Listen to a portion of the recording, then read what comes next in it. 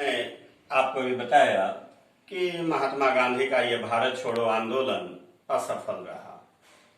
क्यों असफल रहा, क्या कारण थे, तो आप अगर थोड़ा इस पर ध्यान देंगे तो कुछ कारण समझ में आते हैं। जिसमें पहला कारण आप देख रहे हैं, नेतृत्व विहीन। कहने का मतलब यह हुआ कि जैसे ही यह आंदोलन शुरू हुआ और ब्रिटिश सरकार ने गांधी जी सहित सभी प्रमुख भारतीय नेताओं को जेलों में डाल दिया, जिस कारण यह आंदोलन नेतृत्व विहीन हो गया। नेतृत्व विहीन हो जाने से यह आंदोलन धीरे धीरे अहिंसक रूप लेने लगा और यहीं पर ब्रिटिश सरकार को मौका मिल गया और ब्रिटिश सरकार ने बड़ी ही निर्दयता पूर्वक इस आंदोलन को कुचलना शुरू कर दिया। यही कारण है कि भारत छोड़ो आंदोलन असफल रहा। दूसरे कारण पर यदि हम विचार करें तो वह है संसाधनों का अभाव। आंदोलनकारियों के पास आंदोलन को चलाने के लिए पर्याप्त संसाधन भी नहीं थे। न तो उनके पास गुप्तचर व्यवस्था थी, न कोई संचार व्यवस्था थी, आर्थिक शक्ति का भी अभाव था। जबकि ब्रिटिश सरकार के पास ये सारे संसाधन उपलब्ध थे।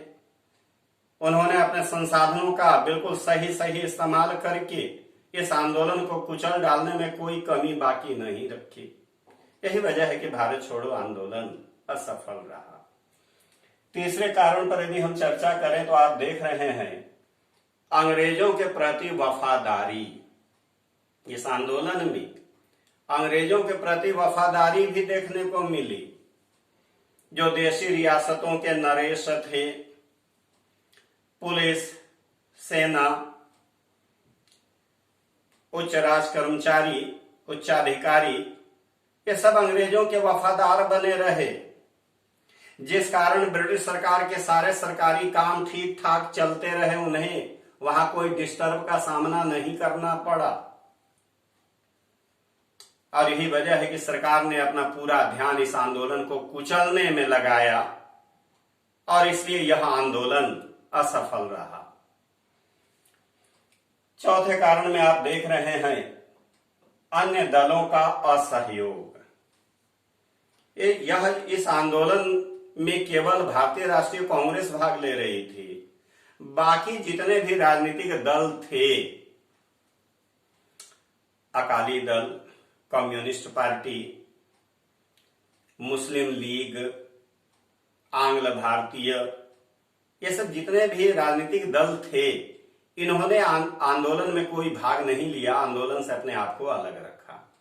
यही वजह है कि ब्रिटिश सरकार का हौसला और बढ़ा और ब्रिटिश सरकार ने इस आंदोलन को कुचल डालने में जरा सा भी रियायत नहीं की। बड़ी ही क्रूरता पूर्वक इस आंदोलन को कुचल डाला। तो भाई आंदोलन तो समाप्त हो गया, आंदोलन को ब्रिटिश सरकार ने बर्बरता पूर्वक कुचल डाला। लेकिन अगर हम इस आंदोलन के परिणाम की चर्चा करें, यदि इसके महत्व की चर्चा करें, तो यह आंदोलन कोई निरर्थक नहीं था। इस आंदोलन ने राष्ट्रीय आंदोलनों में एक महत्वपूर्ण स्थान रखता है। सबसे बड़ी बात तो यह है कि आंदोलन असफल हो जाने के बाद भी इस आंदोलन ने ब्रिटिश सरकार की जड़ें हिला दी। ब्रिटिश सरकार ने बड़ी क्रूरता पूर्वक आंदोलन का दमन तो कर दिया, लेकिन भारतीयों के हृदय में जो राष्ट्र प्रेम, स्वतंत्रता और राष्ट्रीयता की भावना जो विकसित हो रही थी, उसे वह नहीं कुचल सकी। वह और बलवती होती गई। स्वतंत्रता प्राप्त करने की इच्छा और बलवती होती गई। और इसका बड़ा अच्छा उदाहरण देखने को मिलता है सन 1946 में, जब जल सेना ने ब्रिटिश सरकार के विरुद्ध विद्रोह किया था। द्वितीय विश्व युद्ध 1945 में समाप्त हो गया। विश्व युद्ध की समाप्ति के बाद पूरे विश्व का परिदृश्य बड़ी तेजी से बदलने लगा। संयुक्त राज्य अमेरिका एक महाशक्ति के रूप में उभर चुका था और विश्व समुदाय भी, संयुक्त राज्य अमेरिका तथा अन्य विश्व समुदाय भी अब साम्राज्यवाद के विरोधी हो रहे थे। वे चाहते थे कि जो देश स्वतंत्र होना चाहते हैं उन्हें स्वतंत्र कर दिया जाए। यही वजह है कि भारत को स्वतंत्र करने के लिए अब ब्रिटिश सरकार पर, इंग्लैंड की सरकार पर विश्व समुदाय ने दबाव डालना शुरू कर दिया। ब्रिटेन की जनमत भी अब भारत को आजादी देने के पक्ष में हो रही थी। यही वजह है कि ब्रिटिश सरकार को एट लास्ट देश को आजादी देनी पड़ी। अब 15 अगस्त 1947 को देश को स्वतंत्रता प्रदान करके ब्रिटिश सरकार को वापस जाना पड़ा और इस प्रकार से तमाम आंदोलनों, बलिदानों, त्याग आदि के कारण यह देश स्वतंत्रता का स्वाद चखा 15 अगस्त 1947 में। तो यह महात्मा गांधी द्वारा चलाया गया तीसरा और आखिरी आंदोलन था और इसके बाद ये चैप्टर आपका लगभग समाप्त हो जाता है। अब इसमें से कुछ आंसर क्वेश्चंस के भी दौर में शुरू करूंगा। ठीक है, आज के लिए इतना ही। Thank you.